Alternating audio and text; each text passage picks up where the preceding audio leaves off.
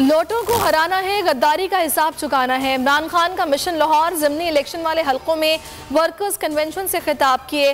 कहा ज़मीर बेचने वालों से बदला लेना है, लोटों को शिकस्त देनी है। सिर्फ एम्पायर के साथ मिलकर इलेक्शन जीत सकते हैं। घर घर जाकर लोगों को तैयार करना है। पुलिस से लोगों को डराया जा रहा है, गुंडागर्दी की जा रही है, हर चीज़ का मुकाबला करने को तैयार हैं। ज़िमनी इलेक्शन में कोई लोटा नहीं जीत सकेगा। साबिका इलेक्शन में कुछ लोगों को टिकट देने में गलती हुई, इन लोगों को अब घर भेजना ज़रूरी हो चुका है। हमाद अजहर का PP 168 में खिताब। फर्रुख हबीब बोले, रियासती जबर और धांधली से इलेक्शन छीनने की कोशिश करने वाले नाकाम होंगे। इन्हें छुपने की जगह नहीं मिलेगी। नाम नेहाद तजर्बाकार सिर्फ अपने केसेस माफ कराने आए हैं।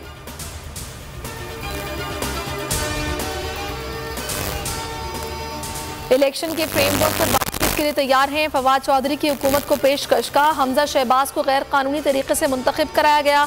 अब इसकी कुर्सी बचाने के लिए पूरी कोशिश की जा रही है। लोगों को, अवाम को दीवार से लगाया जाएगा तो मुजाहमत करेंगे। सिंध में हमारे उम्मीदवारों को जख्मी और हिरासा किया गया। इससे बेहतर है कि इलेक्शन के बजाय सिलेक्शन करा दी जाए।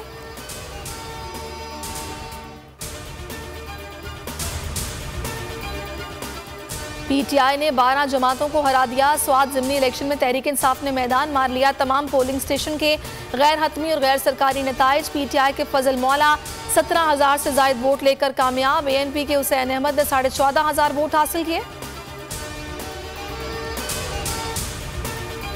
MQM को हकीकत समझ आ गई। वसीम अख्तर कहते हैं, पीपल्स पार्टी से मुआहदे से मुतालिक कोई पेशरफ्त नहीं हो रही। वज़ीर आज़म के कहने पर 2 वजारतें ली थी। हमारा मुतालबा बल्दियाती एक्ट से मुताल्लिक था।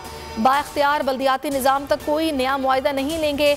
चाहते हैं कि सुप्रीम कोर्ट के अहकामात के मुताबिक बल्दियाती एक्ट बने।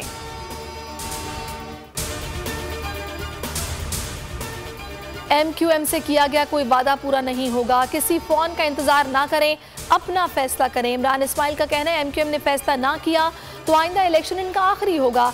MQM पर अपने लोगों का भी दबाव है। इलेक्शन कमीशन सिंध बल्दियाती इंतखाब का नोटिस नहीं ले रहा।